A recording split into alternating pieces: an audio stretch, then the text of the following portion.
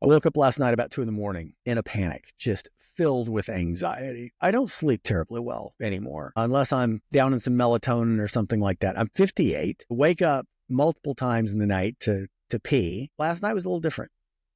Last night, I was worried. My head couldn't stop. My head just was racing with all kinds of things. I woke up and I was worried about money. I was worried about things I have to do, things I haven't done. I was worried about my kids, my relationship with my kids. I was worried about my family. I was worried about the woman I love. I was worried about the moving next week. I was worried about the move. I was worried about my health. I was worried about promises that I've made to myself that I haven't kept, and promises I've made to other people that I probably let them down too. And a lot more. Yeah. I know I'm not alone, but you think you are. You think you are because of social media. Social media makes you think you're the only one. You're the only lunatic who, doesn't have a great ass, 6-pack abs, this awesome car, a ton of money in the bank, who isn't, doing, cold plunges and saunas and optimizing their life and pondering the bigger purposes on the beach in Cabo. Yeah, social media will make you feel that way. But I, like you, have some real shit I deal with. It got me last night. It has been quite a year. We moved from Texas to California last year, and it's been great. It's been really great, but it was a hard year. It was really hard for me. A lot of big transitions, a lot of introspection, and some things that just didn't work. That's just it. Sometimes you're the windshield, sometimes you're the bug. And last year, certain things were challenging, kicked in the ass professionally last year. Okay. I got kicked in the ass financially. I did not have a great relationship with my kids. I lost a couple of friends. I had to look at my role in all of that. I had to figure out what I wanted to do next. And at 58, that is no easy feat. Okay. The bigger thing last night when I woke up is I started to think about the what do I have to do? Okay. And, if you're like, me, or a lot of men are this way, is when things aren't going their way, it's like, you know what? Damn it. I'm going to put my head down. I'm going to push through, work harder, and I can beat this. I can fight through, which is great. Except if you're pushing a big brick wall, it's tough. And that's kind of what I felt like. And so I woke up in the middle of the night, freaking out. And I don't know what hit me, whether it was, whether you would call it a God wink, spirit, whatever you believe or think, or my subconscious. But I stopped, I slowed down, and I picked up the phone, and which is probably the worst thing you should do when you can't sleep. And I start doom scrolling. Okay. I start going through everything on social media, and it's just making me feel worse, and then I run across, a guy named Ben Nemton. He made his name talking about, what do you want to do before you die? That particular phrase stopped me cold in the middle of the night. And it got me thinking, it's easy for people to talk about the bucket lists of, oh, here's all the things I want to do. And I want to go to Kilimanjaro and Mount Fuji and do all this. Great. Of course, the mental state that I'm in, and probably you may have been there, is at 58. One of the things I worry about is, hey, I don't know how long the runway is. I don't know how much time I've got left. God willing, get another, 34 years out of this thing. I want to go in my early 90s. But the time, the blink of an eye of a time, it just made me think about that. It made me think of, we've been out here a year since we left Texas, and that has gone like that. I mean, just lightning fast. There's so many things we have not done that we wanted to do. It made me think about 15 years, 15 years. Okay. 15 years I've been divorced. Okay. And that has just been the blink of an eye. 29 years. My daughter was born, my first child. And she's a grown woman that's married now, going to make me a grandpa someday. Okay. It's gone like that. I can remember just first time holding her 30 years ago, I'm 28 years old, and I wrote my first book, and that came out. And it just seems like I was just a young kid in New York talking about Gen X and writing. And I was just starting my life and my career. And who knew that when you wake up, it's like gone. So yeah, in the middle of the night, I'm waking up and thinking of that. I got to think of how fast time goes. And I thought of all the time that I've wasted on people. I've wasted on worrying. I've wasted on chasing things that don't matter, things that aren't fulfilling, The panic of, oh my God, there's a bump or my chest hurts or whatever thing. And I start worrying about that, the time that I wasted on these things, the times that I worry about, oh my God, there's a wrinkle, or maybe I'm not as mobile, or I'm not as virile as I used to be. And oh shit, you're getting old and time is running out. Okay. I mean, it's a lot. And the insane amount of information coming at us now. Okay. That leads to the doom scrolling, the never ending, to-do list of activities, of things I've got to take care of, the just insane amount of cost of things, and the diminished value of what you get for those things. Crazy. It's the fact that we are connected to everything, yet have never been more disconnected. We're disconnected from the things that matter. The constant marketing, hype, and sales, chasing the money, chasing a Band-Aid. Okay. And we've all got them. We've all got our Band-Aids, whatever you think. And I think I'm the only one, or that I'm a massive screw up. Maybe there is this genius to Mark Manson's subtle art of not giving a fuck. I get it. Last year was hard. It just became a lot. Just the world in general became a lot for me, dealing with the weight of it all and dealing with the weight of other people's issues and things. I'm tired of being the how-to guy and having to solve everybody else's issues when I'm having my own. And then I'd go and I'd read comments from folks about their own situations. And I just grew sad, especially about jobs. I'd done a lot of information about jobs. It got me about how we spend so much of our own life force and energy and time on this earth doing something to pay the bills and get a Band-Aid. And it got me. All this is going on in the middle of the night. And it got me thinking. The reason I woke up was because I was worried about something business-wise. If I got, I'm going to have to do something that graspy, reachy, just put a Band-Aid on something. And I wasn't being true to myself. That's the point, is sometimes when we are stressed, we go to the familiar because it's uncomfortable, but it is familiar.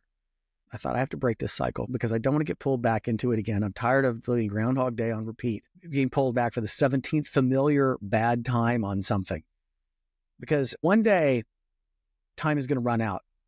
I don't want another day, another week, or another year like that. I don't want another month to go by without living and participating, truly participating in being present in my life and being true. I don't want to live another month or year putting Band-Aids on stuff, or saying, oh, okay, well, I will. We're going to, I go back to Ben Nemton's thing of, things I want to, or what do I want to do before I die? And it stopped me cold. And I started writing last night in the middle of the night. And I thought, okay, what's my new list? My new list of things I want to do before I die. And I remember it was about 14 years ago, just after I got divorced. And I did something similar. And that list then was very transactional. That list then was very tangible. Well, I want this and I want a boat and I want this. It was a lot of stuff. A lot of stuff oriented, or go place oriented, or my own self-achievement oriented. And I've done some of those things, but last night's was different, man. I gotta tell you, there were things like, I want to take Shannon to Paris. And I want to take her to Africa. I want to write another book. I've written 5. Okay. I've been on big bestseller lists, but I want to be on the New York Times bestseller list before I die. That is something tangible that I want. But the rest of it, they were intangible, rather they weren't stuff related. They were things about how I want to live my life. What I want to do before I die, I want to spend more time with my kids. Truly spend more time with my kids who are all grown, who are living their lives, but I want to spend time with them. I think it was Jesse Itzler who did the scary math and said, really, if you think about it, you have 20, 25 years left in your life and you see your kids once a year. Well, that's it. You're going to see your kids maybe 20, 25 more times. I don't want that. I want to be active. I want to be in their lives. Okay. I want to spend more time with my kids. I want to go to more concerts. I want to enjoy live music and performance and things more. I want to paint more. I used to paint all the time. I love being creative. I want to paint more. I want to write more. But I want to be present and in the moment more. I don't want to have to doom scroll and live someone else's life vicariously. I don't want to sit there and worry about in the middle of the night of what Band-Aid I have to do to rob Peter to pay Paul to take care of this so you can do whatever and just start over again at the other month. I don't want to have to worry about money. I don't want to be Miami baller rich, but I don't want to have to sit there and reinvent the wheel every damn month or worry about it. I want more friends, and I want to have more interesting conversations. I want to let go of the regret. I want to let go of the past.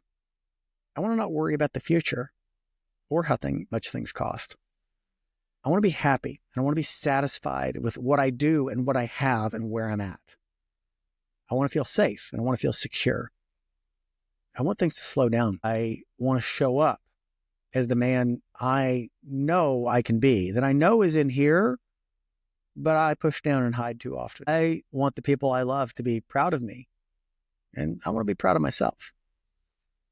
I want to feel like I've been true to myself and authentic to myself and kept promises to myself, and that I've done something good. I want to go out on empty. I want there to be nothing, unsaid, undone, untried, or unattempted. I want to stop running and chasing things that don't matter just so I can get to another month and then start over again. I want the things in my head to quiet and to slow down and not wake me up in the middle of the night. I want the world to slow down, or at least be able to sit there and enjoy the view while it passes by sometimes and enjoy the small things. That's what I want to do with the rest of my life before I die at 58, not knowing how much time I've got, that it's important to me. That's what I want to do. It's funny. I've spent too much time trying to control the uncontrollable, and we all do that, whether it's someone's reaction, what someone thinks. You can't control any of that. In my podcast, one of the questions I ask, the last question actually I ask every guest, is I say, hey, you got a time machine and you can go back and you can have a minute with yourself. What would you tell your younger self about how to navigate this stage of life? And it's funny, for me, there are many. One would be just be true to yourself, okay? Follow your gut, follow your instinct. But most importantly, nobody gives a shit about you. You put too much importance on what other people think. Don't do that. Don't do that. Just be you, authentically you, as you want to be. And don't worry about anybody else's expectations. They're trying to come up with their own stuff. When someone judges you, they're projecting their own. But live your life, truly. Live hard, love hard. Be true to yourself. That's it. And don't worry about the things you can't control. That's a big one right there. It's funny, I make a living writing, doing content, speaking and all that here on social media, and there's so much you can't control. I mean, look, was it 2 weeks ago, I put out something that reached well over 1 million people. This week, I put out 3 things that all of them collectively reached less than 300 people. You never know. And yet sometimes, it happens to the best of us. I can't chase things anymore. I can't play to the trends. I can't play to the algorithm. I can't play to the what ifs.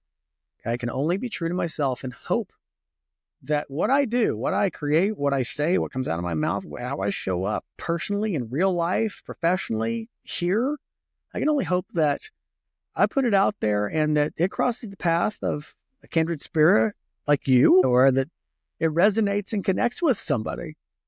I can't control that. I can just do that and put it out there. I don't want to be that how-to guy anymore. And as much as I may be good at it, but here's the thing. I'd much rather be the conduit. I'd much rather be the vessel that we're all going through life together. That was when I started mass adulting. That was the whole idea behind it. Hey, we're all going through this together. Anybody that tells you they have their shit together really might not. They might look like it. They might really have it together in one way, but not everything. You know what? So maybe let's kind of help each other out a little bit. Can help each other out, give each other a little space, a little grace, and a little leeway and slack, and go, hey, you know what, brother and sister, I know you're probably going through something. And if you can learn from me, or maybe you just need hey, you got this. That's okay. I'm only here for a short time. We're all only here for a short time. And we all have this unique power, but too often we give it away, or we fail to see it in ourselves, or fail to use it because we're chasing the wrong things. We're chasing stupid shit. As I wrote all this down, as I thought about this last night in the middle of the night, it came back to follow your gut, not your fear, not your past. Follow your gut. It's kind of like the Wizard of Oz, Remember at the end, old Glinda the Good Witch, she tells Dorothy, she looks at her and goes, you've had the power all along. We have the power all along to live our lives as we want. And yet we get hung up on our childhood, on mom or dad, or an ex, or society, or what other people think, or relationship, whatever. And we throw that roadblock in there. We have the power all along right here. You're not alone. That's what I want to leave you with today. You don't know the impact you have on someone else in their life. And you get caught up in your own head, or I get caught up in my own head. Let's just call it like it is. Of you think you're alone. You think no one cares. You think no one sees. And there have been some dark, dark times. And a few weeks ago, I was in a spot like that. So I'm sitting there thinking, yeah, I was useless. I got an email from someone that I went to high school with. I had not talked to in better part of 40 years. Let the record state, when I was younger, I was an asshole to some people. There was this one guy I was not a good guy to. I just did not treat this guy well.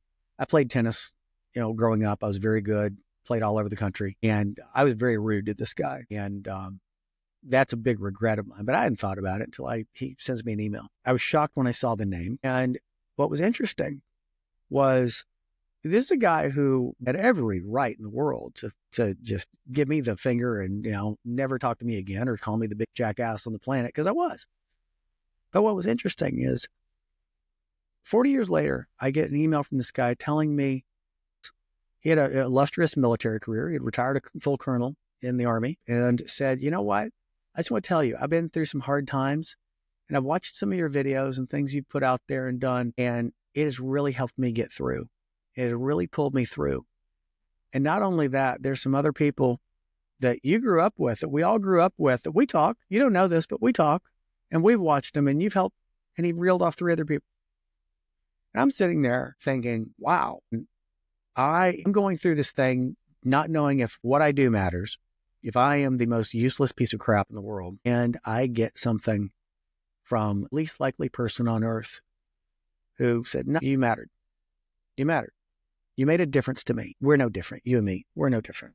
Doesn't matter whether you put something out on social media, you write a book, you just offer a hand, you say something nice. You don't know what you mean to people. Oftentimes we think the reverse and we think the bad stuff. You don't know what you mean to somebody. Anyway, you have the power all along. So what do you want to do before you die? Tell me what's important to you. Tell me what you want to do. And let's stay in touch and let's try and make it happen. Thank you for spending some of your time here. It means more to me than you know.